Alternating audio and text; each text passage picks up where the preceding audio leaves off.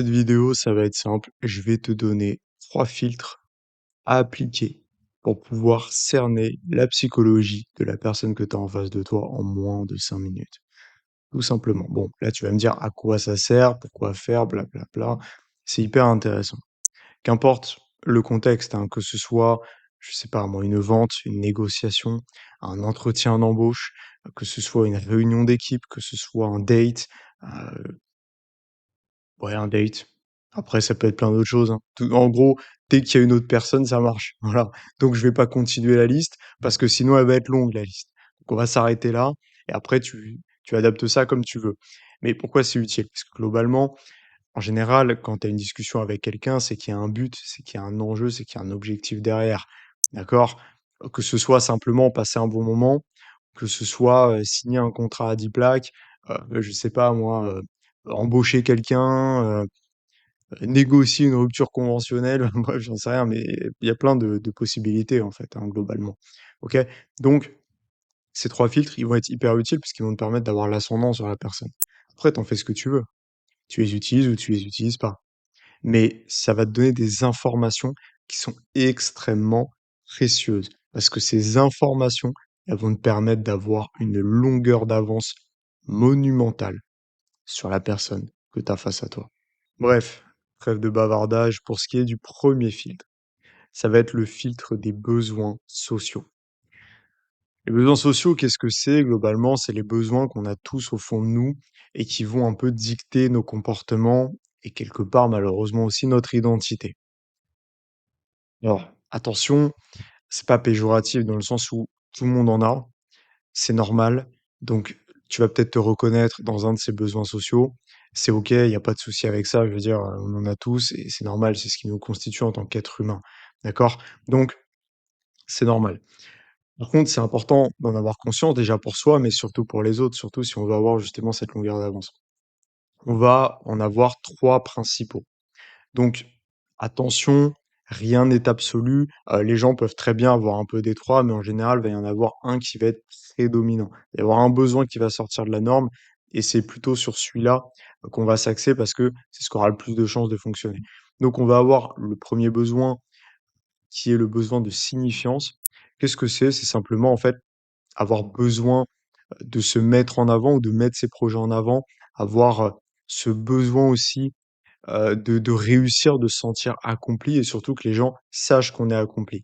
Donc on a besoin de signifier quelque chose, d'avoir un impact dans la société. Ensuite, on va avoir le deuxième besoin qui est le besoin d'acceptation. Donc ça, je pense que tu l'as deviné, c'est lié au fait justement d'être accepté par le groupe. C'est des gens en général qui vont avoir peur d'être seuls, d'être rejetés.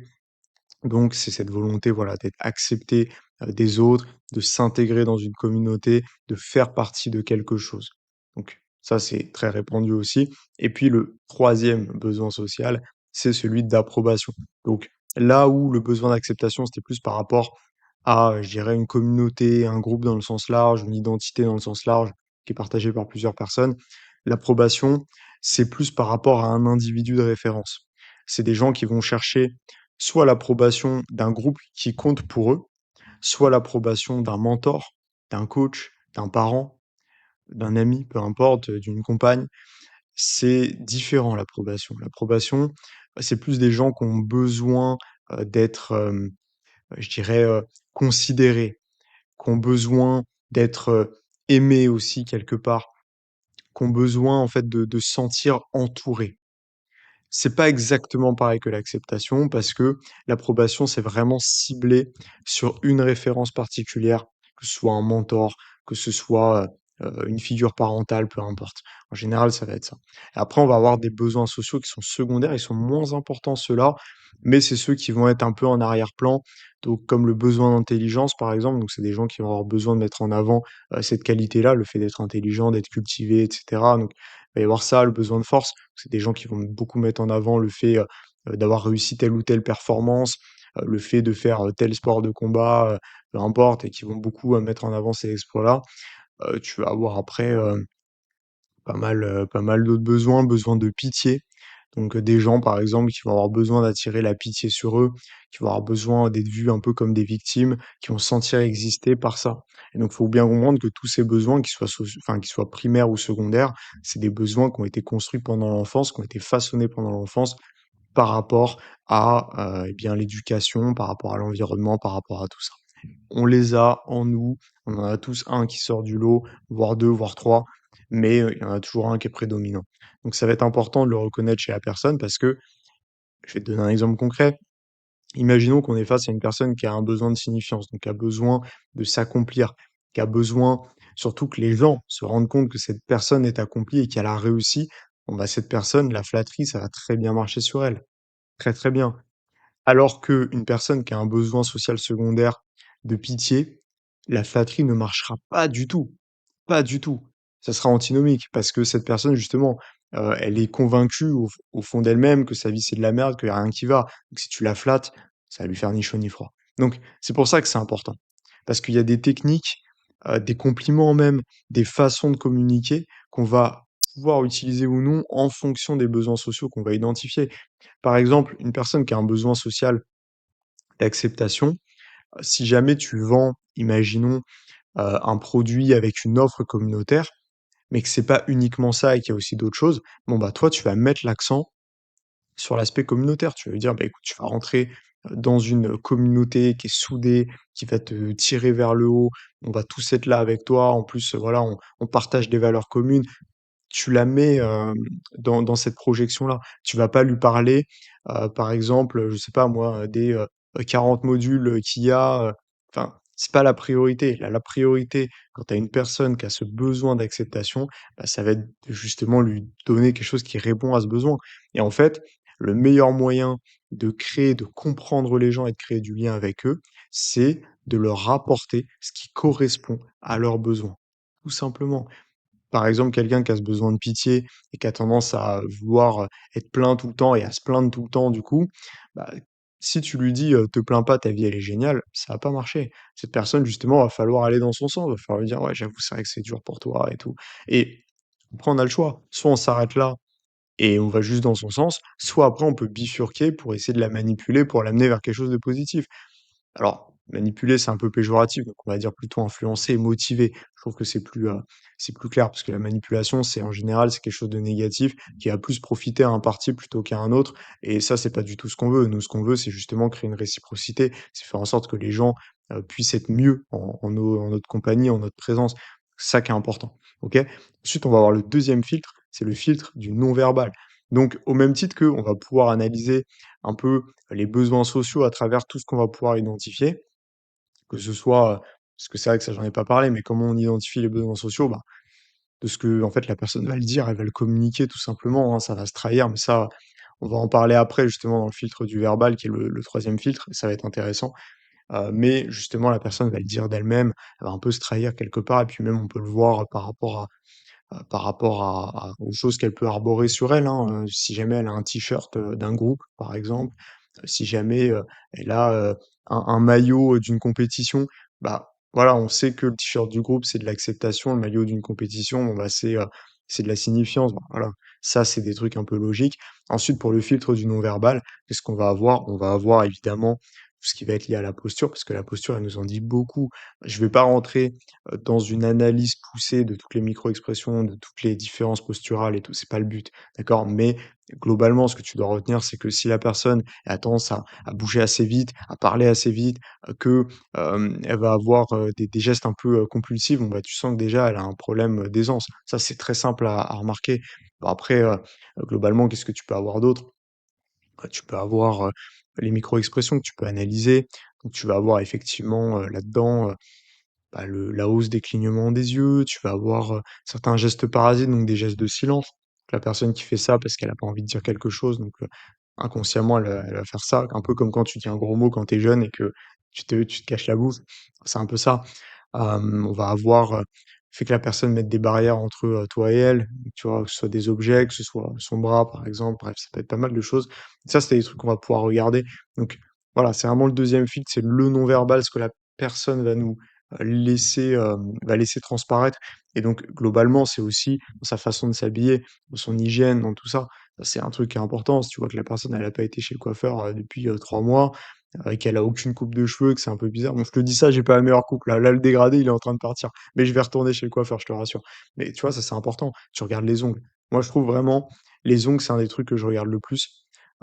Pourquoi? Parce que c'est hyper révélateur. C'est hyper révélateur. Quelqu'un qui a des ongles, noirs, alors attention, quelqu'un qui vient de travailler au Chantard ou dans un jardin ou bref, on s'en fout de ça, OK? Moi, je parle de quelqu'un qui est dans un cadre, normal et qui a pas de raison d'avoir les ongles noirs ou des ongles trop longs. Ça, c'est un truc, c'est rédhibitoire. Moi, je vois ça chez quelqu'un, ça m'en dit extrêmement long, sur sa négligence et ça, c'est hyper important et en fait, on peut voir la discipline d'une personne sur elle,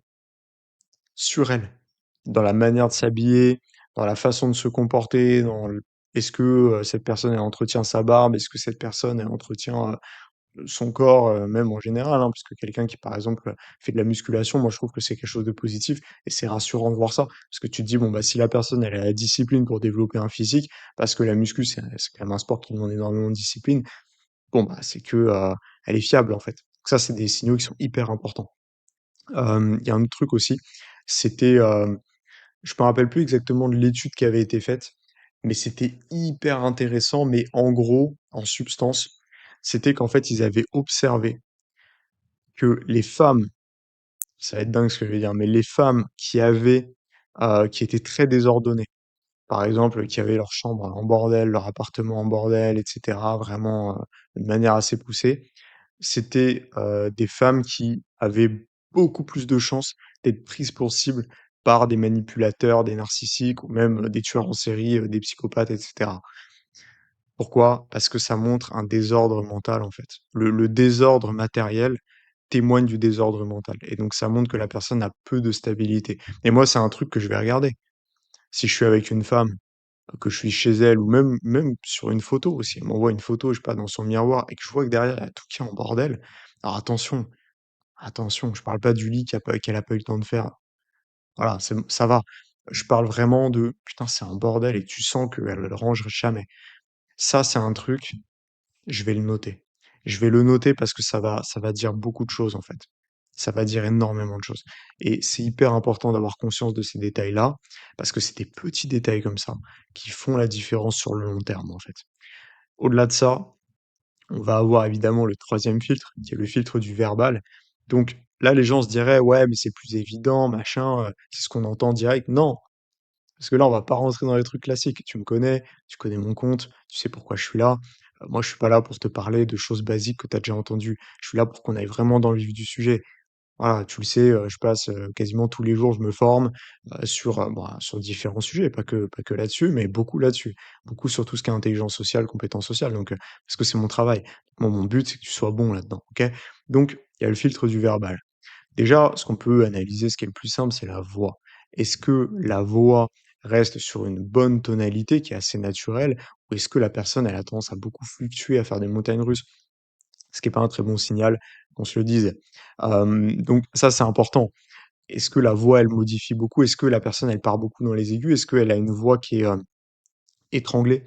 Ça, c'est un truc que moi, je vais beaucoup regarder. Pourquoi? Parce que en général, c'est un signal de peur. Quand quand il y a une montée d'adrénaline dans l'organisme, en général, la voix va avoir tendance à être plus aiguë. C'est pour ça que quand il y a un conflit, vous voyez souvent des gens qui crient, qui ont leur voix qui change et cetera. Bon, bah, c'est de l'adrénaline, en fait. Ça peut être de la peur, ça peut être du stress, mais globalement, c'est de l'adrénaline et c'est un manque de contrôle sur la situation. Donc c'est pour ça que quelqu'un qui a une voix un peu étranglée, bah, ça révèle que c'est pas une personne qui a forcément confiance en elle. Tu vois, tu as une différence de voix, tu sais, entre, tu sais, à la fin de la journée, quand tu es bien posé, tu te sens bien, tu es un peu, tu sais, tu es un peu fatigué, mais pas trop, c'est plus une fatigue physique, qui fait du bien, tu vois? Puis, bah, tu sais, tu parles de manière hyper, relax, en fait et du coup, bah, ta voix, elle va en prendre le pli et donc ça, c'est hyper important parce que si jamais, justement, tu as une voix qui est un peu trop, aiguë ou qui est étranglée, en fait, tout simplement, bon, bah, ça témoigne que, justement, tu as du mal à être à l'aise dans la situation. Donc évidemment, on va analyser aussi la diction, le vocabulaire. Ça, c'est con, mais ça t'en dit beaucoup sur le niveau social de la personne. Le, mmh, le vocabulaire, c'est un peu un marqueur quelque part de ce que la personne a étudié ou non et c'est véridique et ça ne ment pas. Parce que l'humain, naturellement, il va utiliser les vocabulaires qu'il entend, s'il juge que c'est adapté pour décrire telle ou telle chose. Voilà, très simple. Donc si tu es face à une personne, si tu es face à Gazo, si tu es face à Gazo en interview et qu'il y a des, tu vois, tu capté, qu'il y a que ça, bon, bah, tu sais que là, on n'est pas sur un niveau, on n'est pas sur un je vais pas dire un niveau intellectuel parce que c'est pas une question d'intelligence. On n'est pas sur un niveau, de recherche personnelle, de culture qui est, transcendant. Chercher un mot adapté et c'est vrai, parce que moi, par exemple, pourquoi est-ce que j'ai un bon vocabulaire? Parce que je te donne aussi le «l'astuce» entre guillemets. Qu'est-ce qui a fait que? Bah, c'est simple, déjà, mmh, quelle est en fait ton influence? Alors, je dis pas que, tous les gens qui m'entourent ont, un excellent vocabulaire ou autre, c'est pas ça. Il y a pas uniquement besoin de traîner avec, je sais pas moi, des philosophes, des écrivains. C'est pas le cas. Moi, je traîne pas avec des gens comme ça. Je traîne avec des gens qui sont simples, qui se prennent pas la tête, qui sont intelligents, mais voilà, je juge pas les gens par rapport à leur, qualité en termes de vocabulaire. Enfin, il y a des limites, hein, tu compris. Il faut quand même qu'il y ait un minimum, on est d'accord. Mais je vais plutôt regarder d'autres choses. En tout cas, c'est pas le truc, primordial non plus. Mais globalement, toi, tu peux développer ça avec ce que tu consommes en termes de contenu. Les gens que tu regardes. Est-ce que tu regardes des gens qui font juste du divertissement débile? Bon, attends, j'ai rien contre le divertissement, en vrai, je trouve ça cool. Une vidéo, marrante de temps en temps, c'est sympa. Il y a pas de problème là-dessus. Mais si tu fais que ça, bah, le problème, c'est que ça devient ton référentiel et si ça devient ton référentiel, bah, ça baisse un peu ton niveau, tu vois, malheureusement et donc c'est pour ça, moi, je te recommande de faire attention à ce que tu écoutes, à ce qui parvient à tes oreilles, parce que c'est ce qui va être imprimé par ton cerveau. Faut pas que tu l'oublies ça. Faut pas que tu l'oublies. Ça a même influencé ta chimie, donc faut faire attention à ça et moi, je te dirais travaille ta diction, mais travaille aussi ton vocabulaire et puis analyse celui des autres aussi. C'est vraiment des métriques qui sont importantes. Ensuite, on va avoir les adjectifs. Ça, c'est un truc que j'aime beaucoup parce que les adjectifs, ça en dit long sur une personne. Pourquoi est-ce que cette personne, elle va choisir cet adjectif de manière positive, ce superlatif, plutôt qu'un autre? Pourquoi? En fait, on s'en fout de savoir pourquoi, mais ce qu'on sait, c'est que, bah, le fait de l'identifier, de se dire: «Ah bah, cette personne, elle aime bien dire: "Waouh, c'est terrible", mais de manière positive", bon, bah, on sait que du coup, si on doit employer cet adjectif-là, on va le faire de manière positive. On va pas le faire, sur la façon négative et surtout, on sait que on va devoir l'employer parce que cette personne l'emploie. Donc ça fait partie de son référentiel. Donc si on se base sur son référentiel, bah, du coup, on va pouvoir plus facilement connecter avec elle. Ça va créer une sorte d'effet miroir que la personne va jamais conscientiser, mais que son subconscient va prendre en compte. Ensuite, ce qu'on peut regarder, et moi c'est ce que je préfère, c'est les préférences lexicales. En gros, il faut que tu comprennes qu'on a tous des prédominances. Il y a des gens qui vont avoir une prédominance visuelle, d'autres une prédominance auditive, d'autres kinesthésique et d'autres interne. Voilà. Qu'est-ce que ça veut dire? Visuel, ça veut dire que, bah, c'est des gens qui vont, plus se référer par rapport au sens de la vue, qui vont, par exemple, mieux apprendre en visualisant, qui vont plus facilement avoir tendance à décrire, des paysages, des choses, plutôt que des ressentis. Donc ça va être ça, donc l'auditif, ça va être des gens en général qui vont être très portés sur la musique, qui vont être, qui vont beaucoup, qui vont être plus attentifs sur le long terme, sur, des conférences par exemple. Là où quelqu'un qui va être visuel, si jamais il y a pas de repère visuel et de marqueur visuel, il va avoir tendance à décrocher. Donc l'auditif, c'est assez différent et il va beaucoup apprendre avec, en se rappelant des choses et puis au-delà de ça, on va avoir le kinesthésique, donc lui, ça va être plus par rapport à ce qui est touché, par rapport au fait de faire l'action.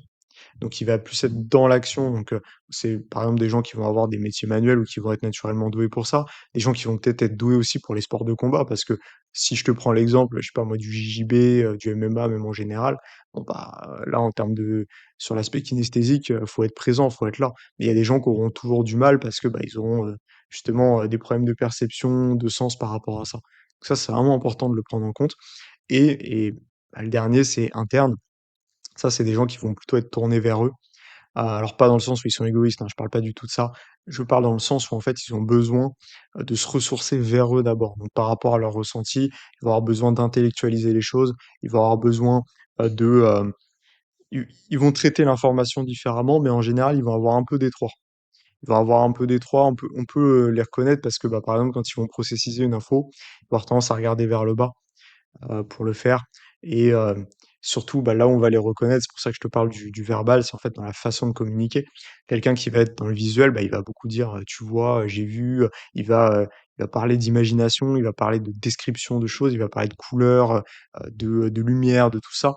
Quelqu'un qui est dans l'auditif, il va dire: «Bah, là, est-ce que tu as entendu ce que j'ai dit?» Il va beaucoup parler de, voilà, là, il y a eu un bruit, il y a eu quelque chose, j'ai, il y a eu, tel son à tel moment, et cetera. Dans la méthode de communication, dans la façon de communiquer, il va y avoir une prédominance de tout ce qui est lié au champ lexical de l'audition, en fait. Et après sur l'aspect kinesthésique, bah, là, ça va être sur, le ressenti quand on touche à des matériaux. Donc, quelque chose de, voilà, ils vont parler avec des mots comme solide, rugueux, lisse, hem, il va beaucoup y avoir ça, va plus y avoir aussi de non-verbal, justement, en termes de gestuels. Ils vont plus avoir tendance à mimer, ils vont plus avoir tendance aussi à être tactiles avec les gens parce que c'est, leur façon, en fait, de communiquer quelque part. Donc on va beaucoup identifier ça et puis quelqu'un qui est interne, c'est pas qu'il veut utiliser les 3, si, il peut le faire, mais c'est surtout qu'en fait, on va avoir beaucoup, de choses qui nous amènent à des réflexions. Par exemple, il va dire: «Ouais, j'ai réfléchi à ça, j'ai pris ça en compte, j'ai pensé à telle chose, j'ai analysé, et cetera». Donc va beaucoup y avoir ça. Le fait d'analyser, de réfléchir, de conceptualiser. Donc c'est des gens qui vont beaucoup, parler de cette manière-là et qui vont beaucoup prendre ça en compte. Donc vraiment ces 3 filtres, ils sont hyper utiles. Donc ça, évidemment, c'est que des filtres, c'est des choses qui vont être utiles pour toi, mais derrière, bah, évidemment, il faut que tu sois compétent, il faut que tu saches en faire quelque chose. Quoi qu'il en soit, si tu veux aller plus loin et savoir exactement, en fait, ce qui te bloque aujourd'hui, ce qui t'empêche d'être vraiment impactant en société, ce qui t'empêche d'être un vrai leader dans ton business, mais aussi dans ta vie personnelle, bah, c'est simple, réserve un appel avec moi, c'est offert, vraiment. Et du coup, bah, ce qu'on fera, c'est que je te ferai un plan d'action, OK? Donc qui est gratuit et l'idée, c'est te donner des clés pour pouvoir débloquer ta situation et que tu saches exactement où aller et surtout ce qui te retient et ce qui te bloque aujourd'hui. Donc on va prendre le temps et si jamais on voit que c'est vraiment pertinent, à ce moment-là, on pourra discuter potentiellement pour travailler ensemble, OK? Donc réserve ton appel, pour le moment, c'est encore moi qui l'ai fait et on échangera avec grand plaisir. Je te donnerai toutes mes clés. En tout cas, je te souhaite de passer une excellente journée et on se rejoint au sommet.